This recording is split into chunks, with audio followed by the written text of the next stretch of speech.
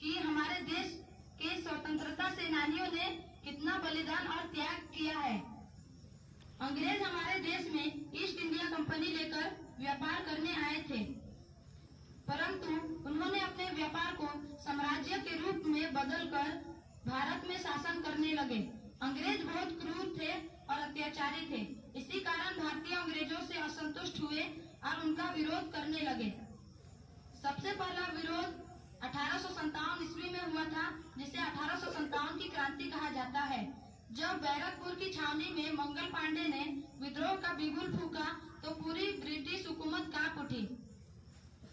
यह वो दौर था जब झांसी की रानी ने अपने दत्तक पुत्र को पीठ पर बांधा और घोड़े की लगाम को दांतों से दबाया और दोनों हाथों में तलवार लिए ब्रिटिश सेना के परखच्चे उड़ा दिए। नाना साहब, तात्या टोपे, वीर कुंवर सिंह जैसे जाबाजों ने अंग्रेजों को यह बता दिया कि हिंदुस्तान को पराधीन बनाए रखना नामुमकिन है। यह क्रांति सफल नहीं हुई, लेकिन इसने देश के भीतर आजादी की वह चिंगारी सुलगा दी जो कभी बुझ न सकी।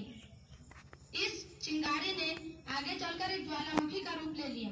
साल 1928 जब ब्रिटिश सेना ने लाला लाजपत राय पर लाठियां बरसाई तो देश के युवा शेरों का खून खौल उठा। भगत सिंह, सुखदेव, राजगुरु जैसे महान वीरों ने ब्रिटिश अफसरों को मारकर ढेर किया और लाला जी की मौत का बदला लिया। उन्होंने असेंबली में बम फेंककर सोई हुई ब्रिटिश सरकार को जगाया। जब 23 मार्च 1931 की वो ऐतिहासिक शाम आई तो ये तीनों भाई डरे नहीं, बल्कि गले मिलकर खुशी खुशी फांसी के फंदे पर झूल गए। उन्हीं के साथी चंद्रशेखर आजाद ने यह प्रतिज्ञा की थी कि फिरंगी उन्हें कभी जिंदा नहीं पकड़ पाएंगे। साल 1931 27 फरवरी, उस दिन वे इलाहाबाद के अल्फ्रेड पार्क में थे। अंग्रेजों ने उन्हें चारों तरफ से घेर लिया।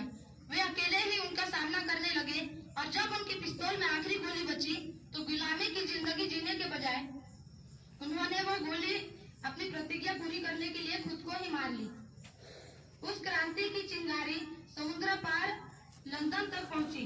सन 1919 के जालियांवाला बाग हत्याकांड के नरसंहार का बदला लेने की प्रतिज्ञा उधम सिंह ने की थी।